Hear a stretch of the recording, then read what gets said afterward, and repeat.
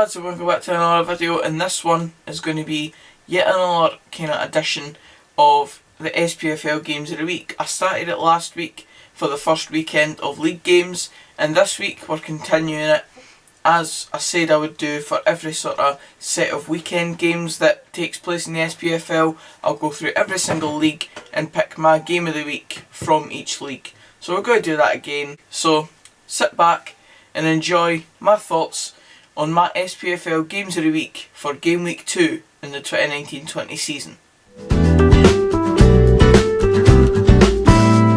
So the choices in the Premiership this week were slightly limited as opposed to the weekend before. As we know, last weekend you had Aberdeen Hearts, you also had a couple of other additions in there that could have made it to the top, but I think this week, for me anyway, obviously Rangers won 6-1 against Hibernian. It's a fantastic result for them, and some of the goals scored in that were really good. But for a game of the week, I think it's got to go to Motherwell 2, Celtic 5.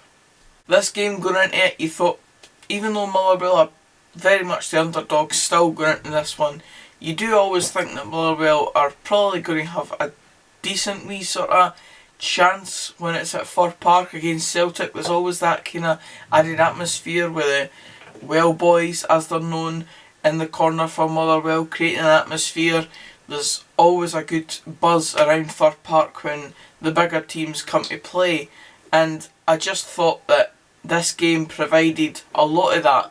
Motherwell went 1-0 up, of course, with Liam Donnelly scoring his 5th in 5 games, and then later on in the game scored his 6th, something like that, I can't remember exactly, but basically he's had a very good start to the season and a set of goal scoring form that you wouldn't have predicted from a player like Liam Donnelly. So Motherwell went 1-0 up through him, and I've got to say it was pretty poor goalkeeping by Scott Bain, who I actually have in my goal for my Fantasy Scotland team, which you can join my league using the pin code in the description below in case you're interested.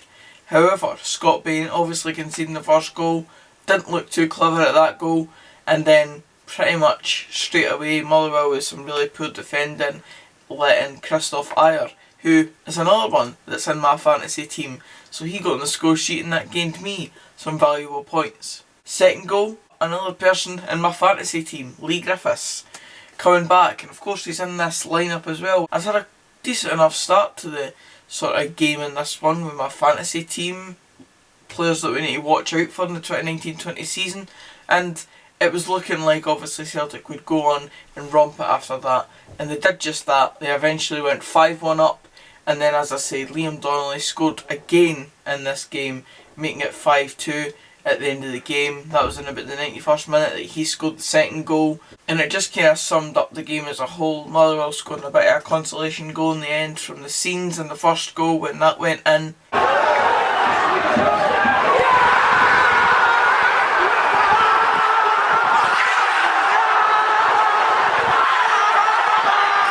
And then fast forward to about the 91st minute when they're scoring a consolation goal really in a 5-2 defeat. It's a goal! 5-2!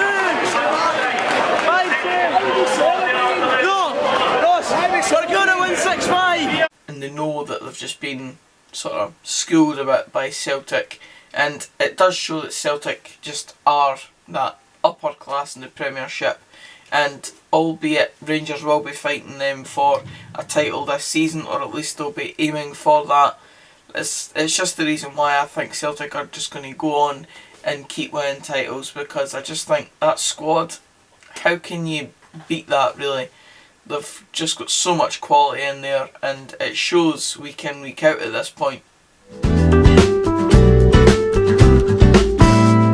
Now into the Scottish Championship, and I've got to be honest, even though there was goals at Greenock, I thought there was only going to be one game that was going to be in this, and this is my game of the week. Partick Thistle 1, Dundee United 2. Obviously this game was live on BBC Scotland on Friday night. I sat and watched the full thing. In the first half I thought Partick played really well.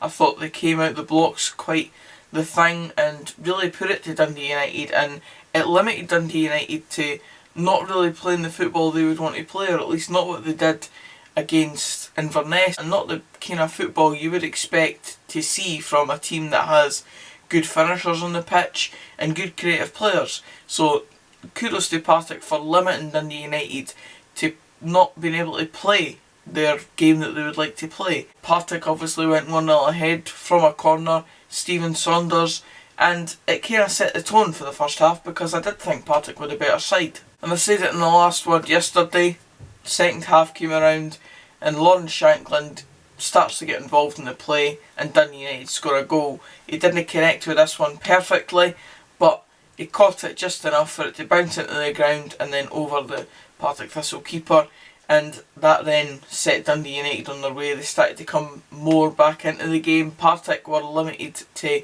less chances in the second half and Dundee United started to show a bit of character and eventually pulled the goal back to go 2-1 up, and then obviously they saw out the game relatively professionally, and it's the type of win that was different to the one that they got against Inverness, where obviously Shankland scored the 4 goals, he got all the headlines and it was a relatively comfortable win for them. But then this one, as I said, the last word for it yesterday was character, and that's exactly what Dundee United showed in this game.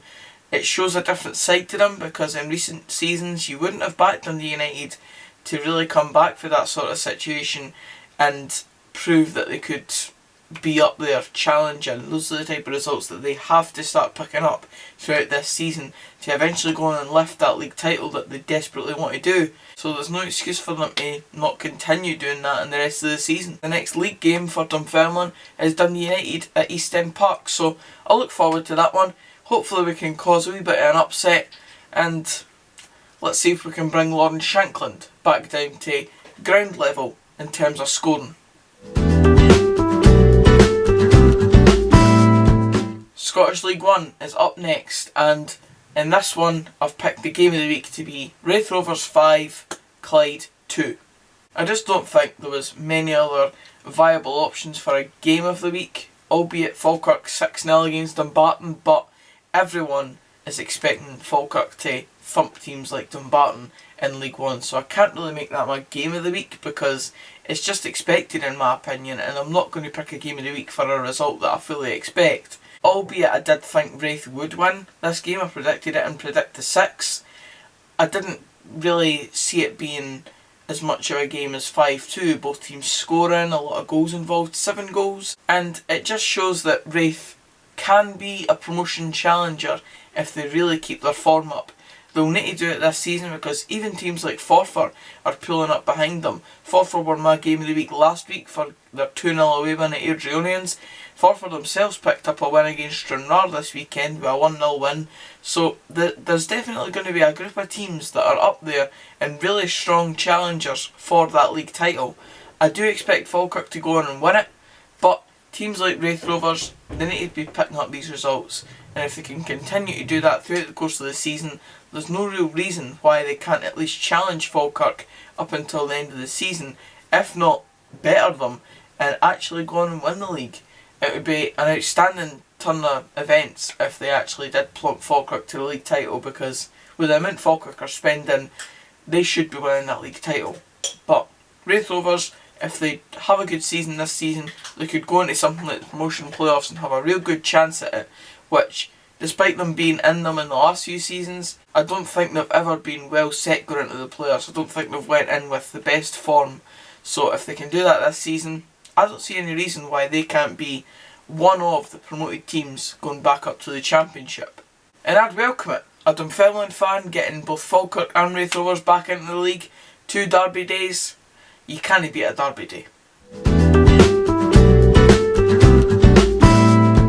And finally, Scottish League 2. There really was only one game in this league that you could pick from, and that was the one with all the goals. Albion Rovers 4, Cove Rangers 4.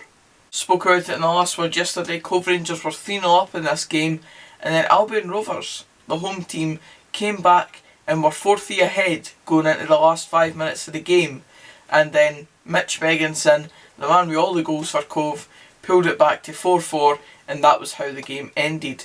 It's amazing how Cove have got this ability to just keep scoring, and it's almost like their games are going to be a case of, if we can score more than you, then we're going to get the result. And albeit they got a draw on Saturday, but they seem like a team that is just destined to score goals in every game they play in. They do have a lot of ability to score goals at the level they play at. And as I said last week, I'm pretty sure Cove won my game of the week last week. With a manager like Paul Hartley at League 2 level, they're going to struggle to fail, because Paul Hartley is very capable of doing good things in the lower leagues of Scottish football. And the fact that they've invested money in Paul Hartley and made them their first ever full-time manager, especially when the club itself is a part-time setup, it really shows the ambition of a team like Cove Rangers and the fact that they do want to go on and win this league this season. I'm going to back Cove Rangers for the League 2 title this season. I just think they've got so much quality in their side, and the amount of goals they score, they're going to win the majority of games in that league, I do imagine. But that's it for this video, guys. Cheers for watching. If you did enjoy it, please give it a like. Let me know your SPFL games of the week from each league for this game week. If you're a Rangers fan, you might rate the 6-1 win over Hibs more than Celtic's 5-2 win over Motherwell, so just let me know. Subscribe for more of this type of content. Thanks for 1600 subscribers. We just keep growing and growing, lads. And until the next video, I'll see you then. Cheers, guys.